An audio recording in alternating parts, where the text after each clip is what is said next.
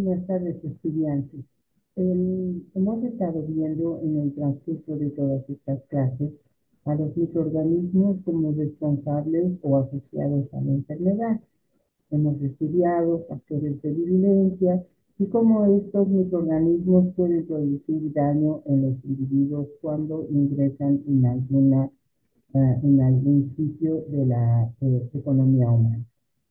Sin embargo, el ser humano como persona, está rodeado de un mundo de microorganismos eh, que lógicamente pueden instalarse en diferentes partes de la superficie de la piel y de las mucosas del humano, y esto es lo que constituye la microbiota normal.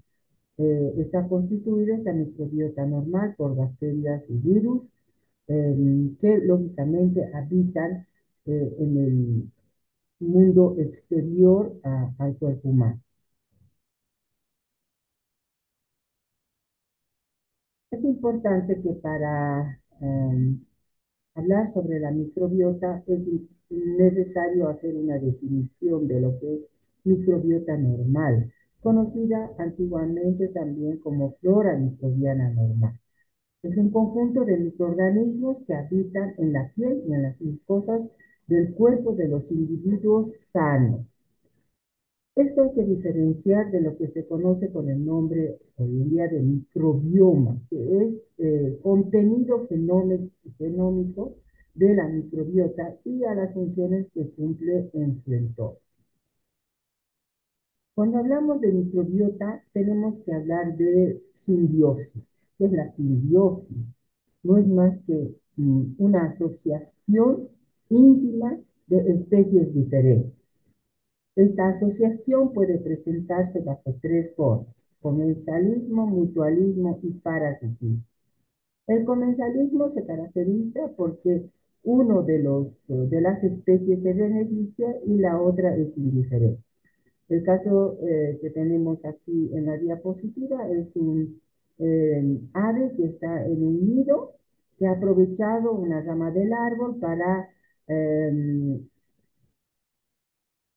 hacer su casita, digamos, su vivienda, escapar de los depredadores que podrían estar en el piso, lógicamente protegerse del sol y de las inclemencias del tiempo. Y el árbol no se beneficia ni se perjudica por el hecho de que se haya instalado el nido del pajarito. Eso es comensalismo. Mutualismo es cuando las dos personas o cuando las dos especies se benefician. En este caso tenemos a las aves y a un ciervo, el ciervo que es parasitado por una serie de ectoparásitos que lógicamente le molestan, le producen incomodidades, y las aves tienen la característica de alimentarse de estos ectoparásitos. Entonces, las aves se benefician al comer estos nutrientes, y al quitarle los ectoparásitos al ciervo, también el ciervo se beneficia porque va a tener menos individuos en su superficie corporal. En cambio, el parasitismo se caracteriza porque uno de los huéspedes o uno de las especies se beneficia. En este caso es el piojo, que se alimenta del ser humano, y en el ser humano produce una serie de molestias que se traducen por prurito y otras manifestaciones que se traducen en una enfermedad. Esto es la simbiosis, si ustedes quieren, en el mundo exterior. Pero cuando hablamos de microbiota, ¿cuál es la simbiosis? Muchas de los bueno, ¿quiénes son los individuos, las especies relacionadas? El ser humano, por un lado, ¿no es cierto? Que va a aportar, ¿con qué va a aportar? Él va a aportar con un nicho, con un área, con un hábitat que le va a dar humedad, acidez, nutrientes, y la otra especie son los microorganismos que les rodean y que van a aportar al individuo una serie de otros mecanismos, como ser, por ejemplo, ocupación de receptores para que no se fijen microorganismos patógenos, la producción de sustancias ácidas también que van a proteger de la fijación de microorganismos patógenos. La simbiosis es entre el ser humano y los microorganismos que los rodean. Estos microorganismos lógicamente van a colonizar o se van a instalar a nivel de la piel y de las mucosas, que son las áreas que están en contacto con este medio ambiente. Son muchos los microorganismos que se ponen en contacto y cuando se ha estudiado el microbioma humano a partir de estudios de la secuencia genética, o sea, del gen que codifica al ARN ribosómico en su fragmento de 16S, que es el que se mantiene casi constante y es el que ha permitido la clasificación filogenética de las bacterias, se ha podido determinar que en el individuo humano existen dos tipos de microbiota. Una microbiota residente que se caracteriza por estar constituida por microorganismos que pese a ser eliminados por cualquier mecanismo, por ejemplo, el lavado, uso de antisépticos, ellos siempre se mantienen y se restablecen por sí mismos, por eso es residente permanente. En cambio, tenemos otra microbiota transitoria, que está constituida por microorganismos patógenos o potencialmente patógenos que pueden instalarse o habitar algunos nichos del individuo humano, pero solamente se mantienen en estos nichos por algunas horas o algunos días o semanas. Por eso decimos transitorio, no es permanente. Sobre todo esta microbiota permanente puede convertirse en patógena. Cuando hablamos de patógena, hablamos de enfermedad. Y entonces debemos reconocer entre los microorganismos patógenos aquellos cuya presencia necesariamente va a dar lugar a la enfermedad. Ejemplo les doy. El Mycobacterium tuberculosis. Cuando está presente siempre hay la enfermedad. No existe Mycobacterium tuberculosis como microbiota transitoria, por ejemplo, ¿no? Siempre va a producir enfermedad, alteración del órgano o del sitio donde se instala. Y los oportunistas, que no necesariamente microbiota patógena oportunista, que no siempre producen enfermedad, es decir, van a, como su nombre lo indica, aprovechar de algunas circunstancias, de algunas condiciones que le va a ofrecer el individuo y que va a permitir que estos microorganismos se instalen y produzcan algunas alteraciones donde se instalen estas bacterias. ¿Cuáles son los factores que influyen en el desarrollo de la microbiota normal? El individuo cuando está dentro del útero, eh, eh, eh, como feto, generalmente es estéril. Es decir, siempre es estéril. Cualquiera de sus estructuras, ya sea piel o mucosas, son estériles. Cuando nace, ya sea por parto normal o por cesárea, es cuando se expone a microorganismos del medio ambiente y va a adquirir su microbiota normal.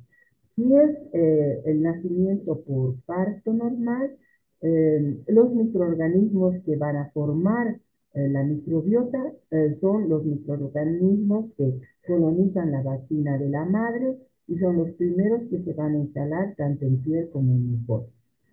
Si el niño nace por cesárea, lógicamente los microorganismos del medio ambiente y de las personas que participan en el acto de la cesárea van a aportar a los microorganismos que van a instalarse a nivel del recién nacido.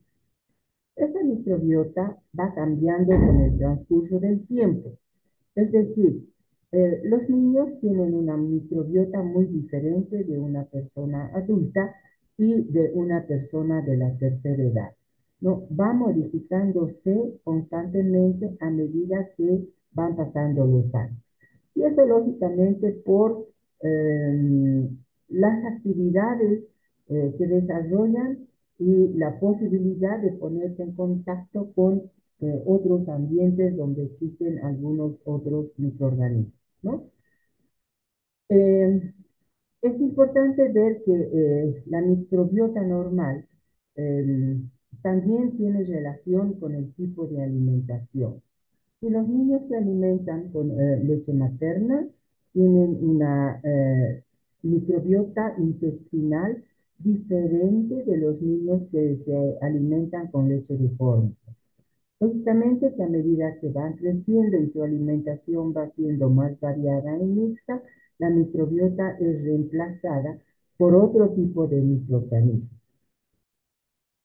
La microbiota tiene que ver también con el hábitat de las personas. No es lo mismo la microbiota de los individuos que viven en áreas urbanas como los individuos que viven en áreas rurales o los individuos que trabajan o pernoctan en el hospital, ¿no? La microbiota va a ser diferente donde se encuentra el individuo. Si las personas, o sea, los individuos, consumen antibióticos porque tienen alguna enfermedad, estos antibióticos no solamente actúan contra el microorganismo patógeno, sino también tienen una función inhibitoria sobre la microbiota del individuo, ya sea intestinal o ya sea de la piel. Esta microbiota también estará influenciada por la capacidad que tienen algunas personas de convivir con algunas mascotas, ¿no? Con los perritos, gatitos, aves, etc. Lógicamente, también tiene que ver la microbiota con los hábitos de limpieza de los baños, la limpieza, la higiene de las personas. No es lo mismo la microbiota de aquellas personas que toman su baño diariamente o 2 veces al día que aquellas otras personas que lo hacen ocasionalmente. Y la microbiota también tiene la posibilidad de cambiar y estar relacionada con un entorno familiar, ¿no? De casi los mismos microorganismos vamos a encontrar en los individuos que constituyen a la familia. Entonces, no es siempre constante, sobre todo la microbiota transitoria. ¿Por qué estudiamos? ¿Por qué le damos importancia a la microbiota normal? Y hoy en día con el estudio o con el proyecto del microbioma humano, pues cada vez se está encontrando relaciones entre la microbiota intestinal principalmente y algunas patologías. Y eso se debe a qué. Vamos a ver cuál es la importancia de la microbiota normal. Se comporta pues como una barrera defensiva, es decir, va a interferir la instalación o el establecimiento de microorganismos patógenos tanto a nivel de piel y mucosa. Por eso decimos barrera defensiva, no les va a permitir ingresar. ¿Cómo no les va a permitir ingresar? Mediante la competencia por sustratos nutritivos, es decir, la microbiota se va a consumir todas sus fuentes de carbono, nitrógeno que existen en el medio y no le va a permitir que los patógenos que están llegando tomen estos nutrientes para su sobrevivencia. Van a competir también con receptores. Hemos visto que los microorganismos necesariamente tienen que adherirse a las superficies, ya sea a través de sus fibras, de sus cápsulas o de sus proteínas de membrana externa. Esa adherencia lo hacen a nivel de ciertos receptores que se encuentran en las células que tapizan la piel y las mucosas, ¿no? Y si esos receptores, que son, digamos, puertas de ingreso para los microorganismos, están custodiadas o resguardadas por microorganismos que hacen la microbiota normal, no van a permitir el ingreso de microorganismos patógenos. Ahora, estos microorganismos que están colonizando estos sitios no están inertes, sino también ellos están en una actividad metabólica, se reproducen, se multiplican y como producto de su replicación y multiplicación van a modificar el medio ambiente, es decir, van a formar, por ejemplo, ácidos, ¿no? Ácidos orgánicos de diferente tipo que van a bajar el pH del medio, condición que no es buena para el instalamiento de microorganismos patógenos. O bien van a producir algunas sustancias inhibitorias, como ser las bacteriocinas, ¿no? Que actúan sobre estos microorganismos patógenos. Por eso decimos que la microbiota normal se comporta como una barrera defensiva, protege de la instalación de microorganismos patógenos. Cuando hablamos de microbiota intestinal, principalmente, muchos de los microbios o microorganismos que habitan en el intestino del hombre producen ciertas enzimas que tienen acción sobre ciertos productos que consumimos y que nosotros carecemos de la capacidad de desdoblarlos, de metabolizarlos, porque carecemos de un sistema enzimático.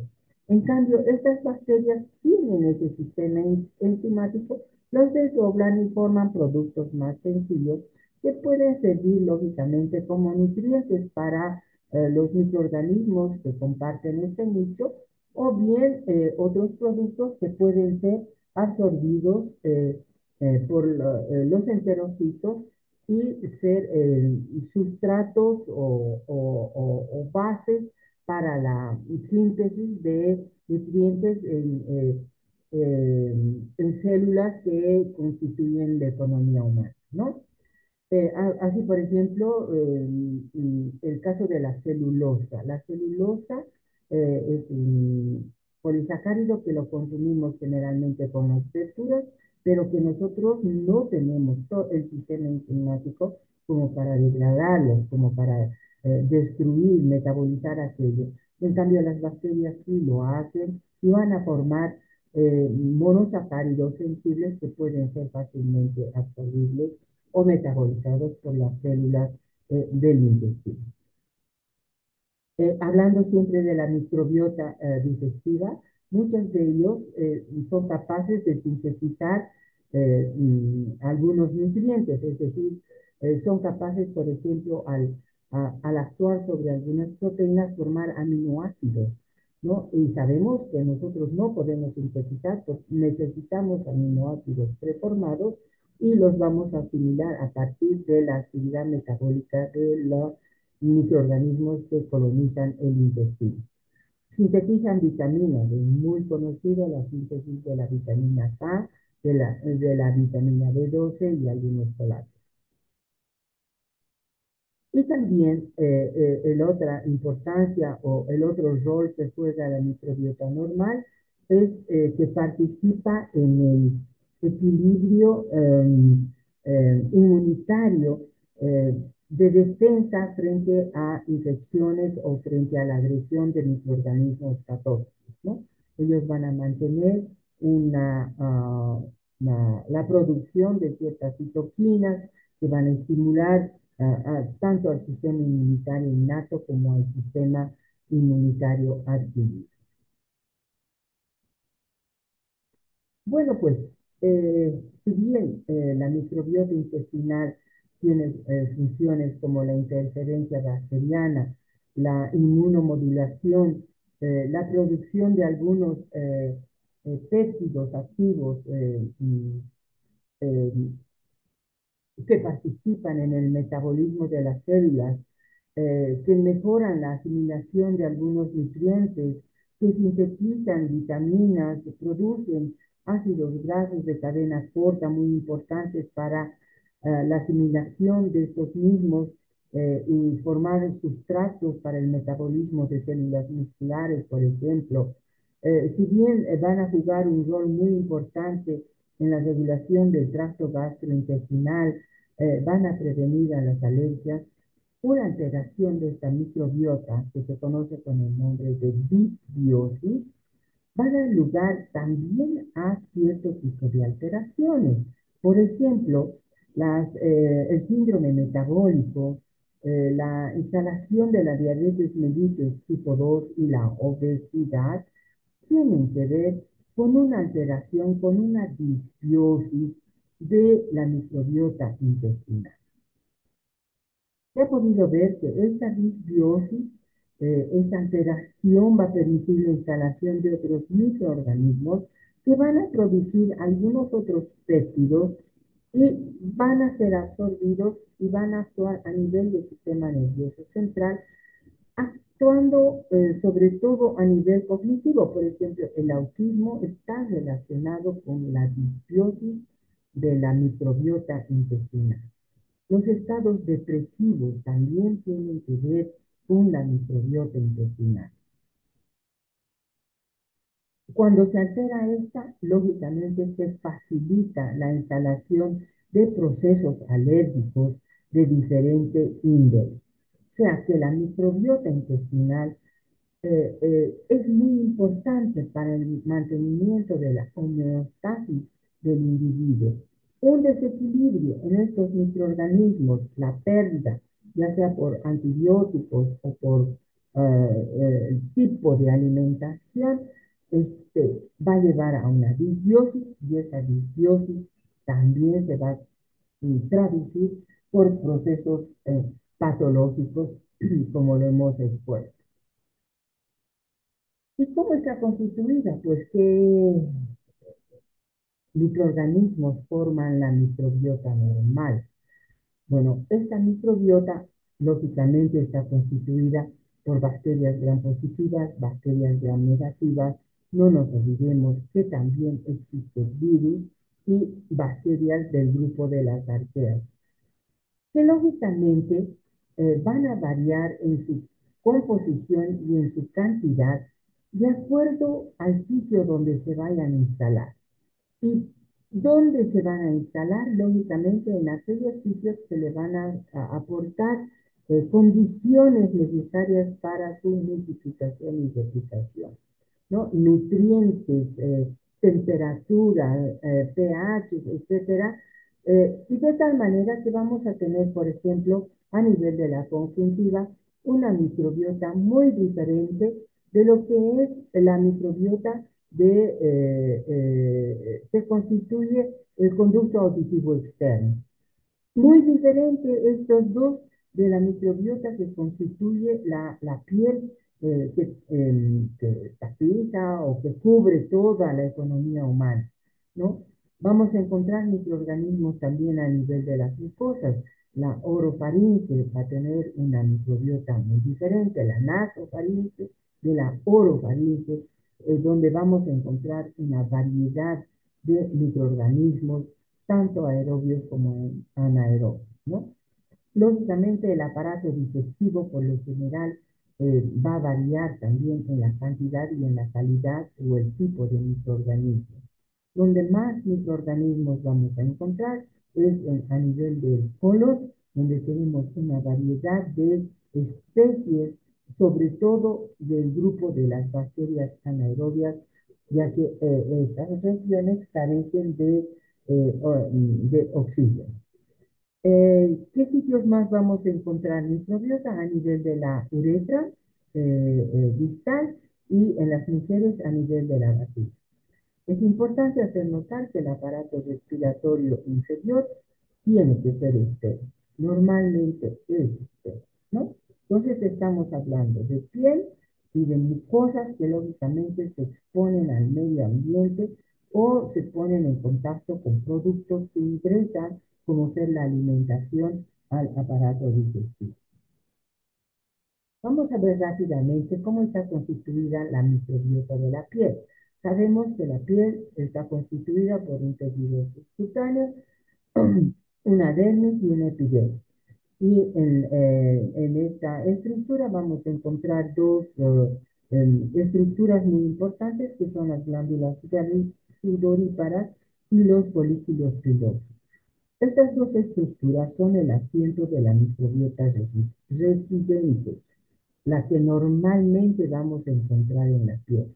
Podemos encontrar microbiota transitoria a nivel del epidermis, y es transitoria porque sabemos que el epidermis se descama, entonces los queratinocitos se van eliminando constantemente y lógicamente junto con ella también los microorganismos que se pueden adherir a esta superficie. No solamente los transitorios, sino también los residentes, pero los residentes son rápidamente restablecidos porque ellos se instalan principalmente a nivel de estos dos órganos, ¿no? Las glándulas sudoríparas y los folículos pilosos. De tal manera que la piel va a estar constituida por una microbiota residente y una microbiota transitoria.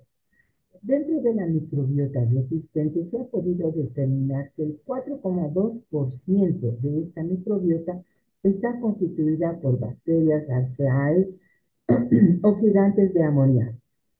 Luego, el resto de la microbiota está constituida por estafilococos coagulasa negativos, principalmente el Staphylococcus epidermidis, como que pueden haber otras especies de estafilococos coagulasa negativos. También están los coagulasa positivos, que son los estafilococos patógenos, dentro del cual tenemos al estafilococo aureus, con factores de virulencia que produce, que secreta, pero que tiene que buscar condiciones apropiadas para que él pueda desarrollarse. Cuando se encuentra en una piel sana o en una mucosa sana, esta bacteria no produce ninguna alteración. Tiene que abrirse esa piel, tiene que haber una solución de continuidad para que esta bacteria empiece a producir sus factores de virulencia. Lo mismo que el Streptococcus pyogenes del grupo A. Normalmente esta bacteria también produce una serie de factores de virulencia, pero tiene que instalarse a cierto nivel y en ciertas circunstancias para producir enfermedad. Podríamos decir también que es un microorganismo oportunista, ¿no? En la piel vamos a encontrar también bacilos gram positivos del género Corynebacterium, tanto Corynebacterium aeróbicos como anaeróbicos.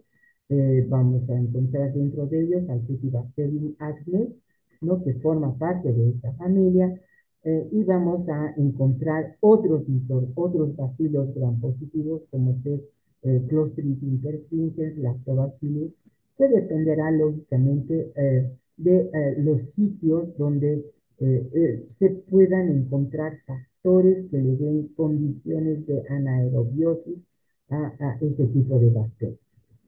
La flora transitoria está constituida generalmente por el grupo de las enterobacterias, ¿no?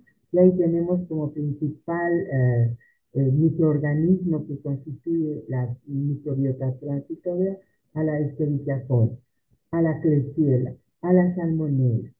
La pseudomonas, si bien no es una enterobacteria, es un bacilo gram negativo, es muy ubicua. Se encuentra en todos los lugares, en ambientes secos, en ambientes húmedos, en el agua, en los alimentos, de tal manera que sí forman también parte de la microbiota transitoria de la piel. ¿Qué pasa a nivel de la boca y de la faringe y de las vías respiratorias superiores? A nivel de la boca, cuando nace el niño, generalmente todo este sistema es estéril, no hay.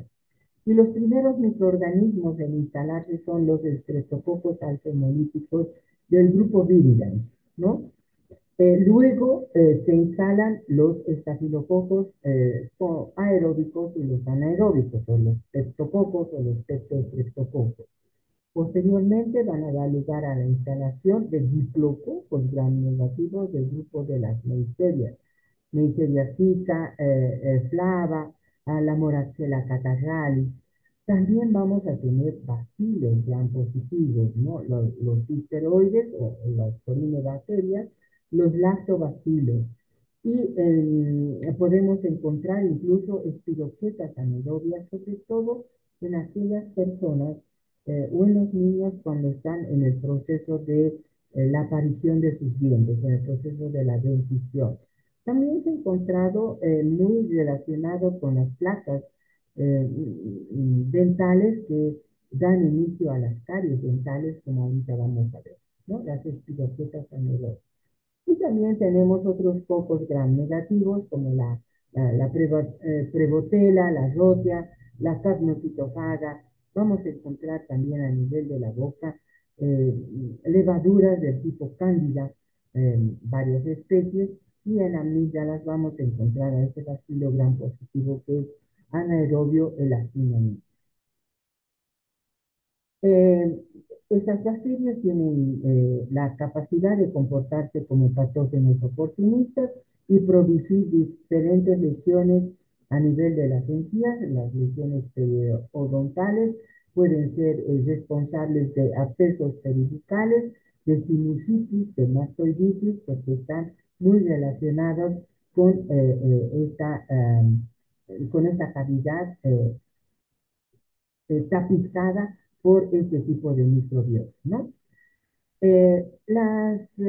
Los microorganismos que van a colonizar las vías respiratorias superiores, es decir, la nasofaringe, la tráquea principalmente, este, es, están muy relacionados con los microorganismos que colonizan o que están presentes a nivel de la orofaringe. Lo vamos a encontrar también estreptococos del tipo alfa hemolítico, o sea, estreptococos viridans.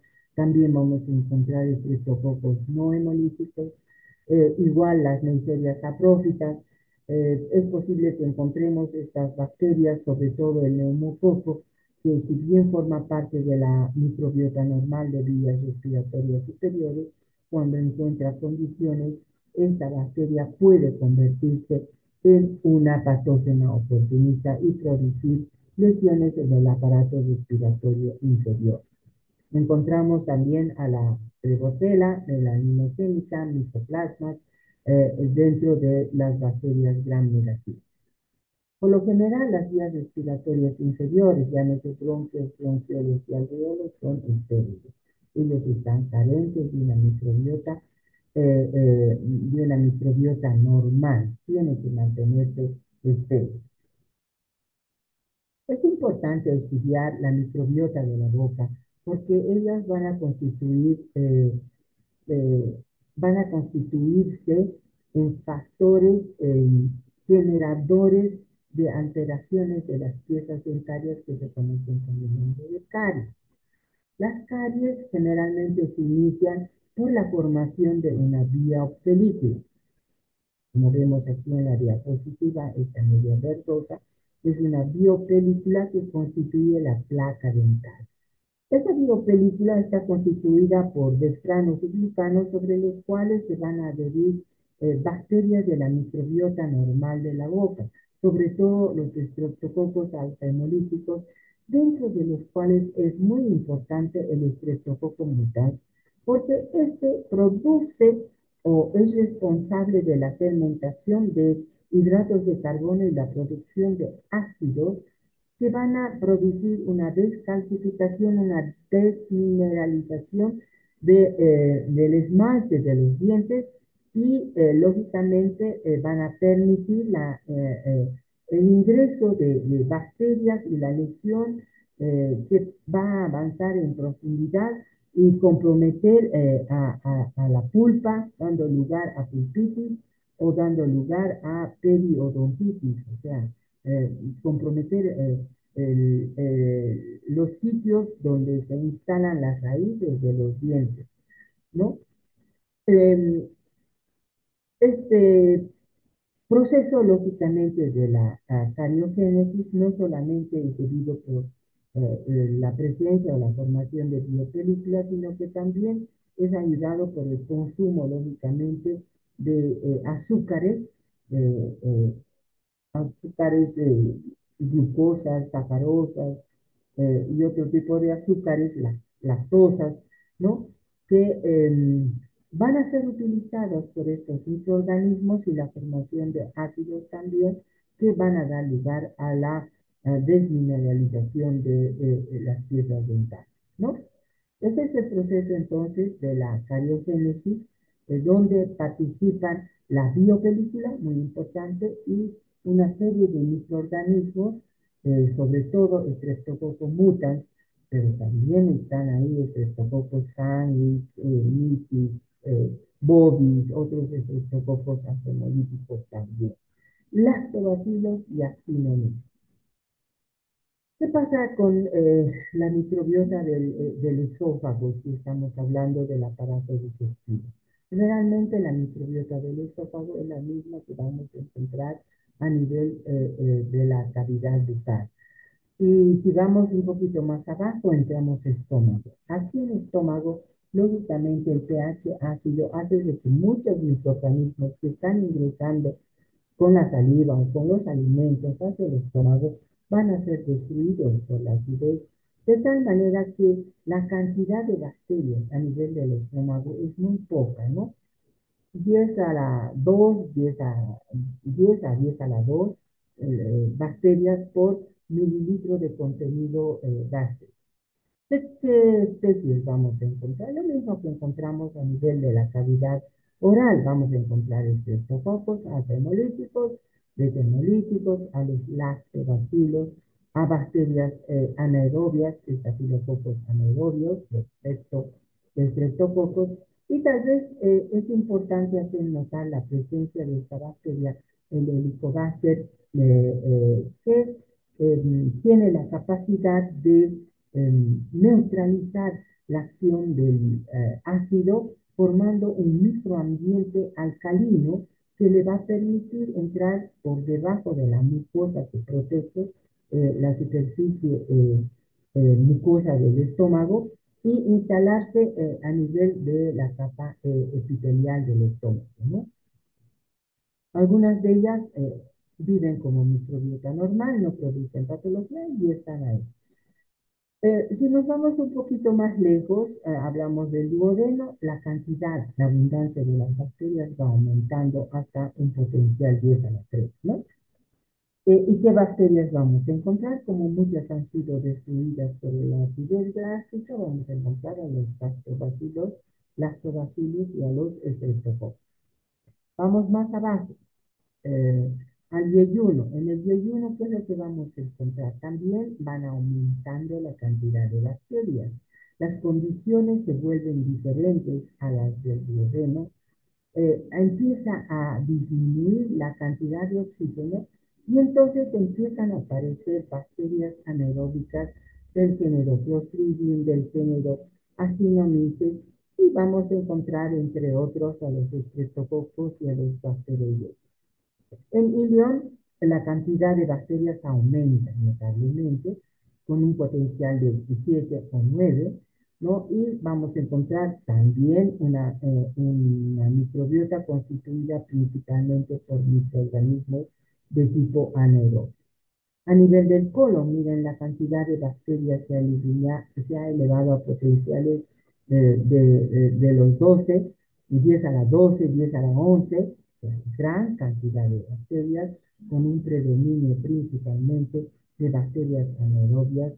Y lógicamente a este nivel es donde vamos a encontrar principalmente a las bacterias arcae que solamente se pensaban que existían en otros ambientes, pero también venimos formando parte de la microbiota intestinal. Es importante estudiar esta microbiota porque ya hemos visto que ella cumple varias funciones.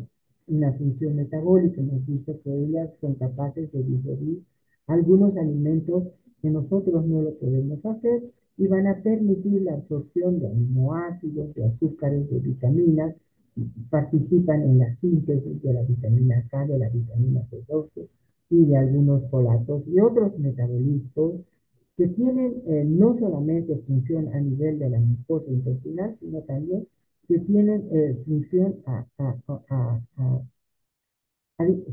fuera de la mucosa intestinal, a nivel de muscular, por ejemplo, o del sistema nervioso central.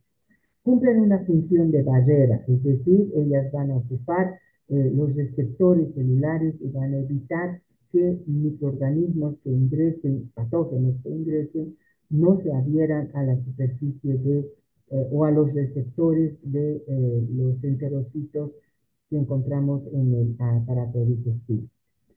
Van a estimular la microbiota intestinal, la producción de de moco de las células caliciformes, ¿no? Y este moco es el que va a revestir todas las vellosidades, protegiendo de la instalación, la fijación y la adhesión de microorganismos patógenos. Cumple, hemos visto también una función de defensa porque está relacionado con la estimulación del sistema inmunológico natural y el adquirido. También dice aquí función de mantenimiento, porque es importante la producción de moco y la actividad enzimática de esta mucosa, que mantiene, protege, evita la instalación de microorganismos patógenos que pueden entrar con la alimentación. De tal manera que la microbiota intestinal la podemos clasificar desde un punto de vista funcional en microbiota muconutritiva, es decir, que va a formar el moco, una microbiota protectora, una microbiota inmunomoduladora, una microbiota proteolítica, y no nos olvidemos también el rol que juegan aquí las arqueas o esas bacterias tan sencillas que utilizan elementos simples para la formación de sus estructuras. La microbiota nutritiva se caracteriza por estas tres bacterias, las más estudiadas, la Akkermansia mucinophila, el Faecalibacterium prausnitzii y la Roseburia. Son bacterias que van a producir acetato, propionatos y butiratos, que son sustancias bases para la producción del moco, y también pueden ser absorbidas y comportarse como metabolitos importantes para producir energía a nivel de las células musculares, por ejemplo, o bien también se comportan como nutrientes para otras bacterias beneficiosas que cohabitan con estas bacterias, ¿no? Y mantener la integridad de barrera intestinal. La microbiota protectora, que está constituida por el género Streptococcus, los Enterococcus, los Lactococcus, Leuconostoc, Lactobacillus y Bifidobacterium, son bacterias que tienen un metabolismo fermentativo y como tal producen pues ácido láctico, producen radicales tóxicos, producen bacteriocinas, elementos que lógicamente no son bienvenidos para las bacterias patógenas que podrían ingresar. Por eso son una microbiota protectora. Van a colonizar el moco impidiendo que otras bacterias se instalen y lógicamente ellas también compiten con los nutrientes, ¿no? La microbiota inmunomoduladora, constituida principalmente por Escherichia coli, los estafilococos y los enterococos. ¿Cuál es el rol que ellos juegan? Modulan el sistema inmunitario intestinal. Eh, eh, Evitan que sustancias potencialmente antigénicas den lugar a reacciones alérgicas, ¿no? De inmunidad específica. La microbiota proteolítica está relacionada con bacterias que tienen la capacidad de digerir a las proteínas y péptidos. Entre ellas tenemos al Clostridium, a las enterobacterias, muchas de ellas, a las Pseudomonas fusobacterium, entre otras. Ellas van a ser responsables de la producción de aminoácidos beneficiosos, que sabemos nosotros no los sintetizamos y los vamos a asimilar de esta forma. Van a producir una serie de ácidos grasos de cadena corta que tienen diferentes funciones. Realmente esta función está siendo muy estudiada y relacionada con una serie de procesos patológicos. Lógicamente aquí esta microbiota tiene que mantenerse en una concentración de tal manera que no sobrepase un número determinado, porque cuando ellas se sobreponen sobre estas otras bacterias van a ser responsables de cuadros relacionados con alteraciones a nivel de aparato gastrointestinal. Entonces, no nos olvidemos también de las arqueas mecanogénicas que tienen la capacidad de reducir compuestos orgánicos pequeños como el anhídrido carbónico, el ácido acético, lo van a reducir a metano en presencia de hidrógeno que se libera como consecuencia del metabolismo de las bacterias. Si hablamos de otro ambiente donde normalmente vamos a ver una microbiota, es el aparato genitourinario. Cuando hablamos del aparato urinario, generalmente la vejiga, tanto del hombre, de la mujer como del hombre, normalmente es estéril, no debería existir ningún microorganismo. ¿Dónde vamos a encontrar microbiota? A nivel de la uretra distal. Y los microorganismos que constituyen la microbiota de la uretra distal generalmente están relacionados con los microorganismos que rodean estos orificios, ¿no? Microorganismos de la tierra. La vagina es otro órgano donde también está tapizado por una mucosa, se expone al medio ambiente y tiene la característica de cambiar frecuentemente el tipo de microorganismos, esto en función a la actividad hormonal que presentan las mujeres. Las recién nacidas generalmente colonizan las vaginas mediante bacterias que provienen de la madre, son lactobacilos anaerobios. Pero estos lactobacilos, como no hay actividad hormonal, el pH cambia, se vuelve neutra en las niñas y entonces la microbiota se hace mixta de cocos y de bacilos, ¿no? Cuando empieza la actividad hormonal, producción de estrógenos, de producción de eh, eh, hormonas femeninas, eh, que empieza con la pubertad y termina en la menopausia, pues esta microbiota mixta constituida de cocos y bacilos nuevamente es reemplazada por estos lactobacilos aerobios y anaerobios, que son los que van a fermentar el glucógeno que se encuentra y van a producir ácido, un pH ácido que no va a ser favorable para la instalación de algunos microorganismos que pueden entrar a esta vía, como por ejemplo las neiserias patógenas, la Neisseria gonorrhoeae, no soporta pH ácido y entonces como que protege de la instalación de estas bacterias.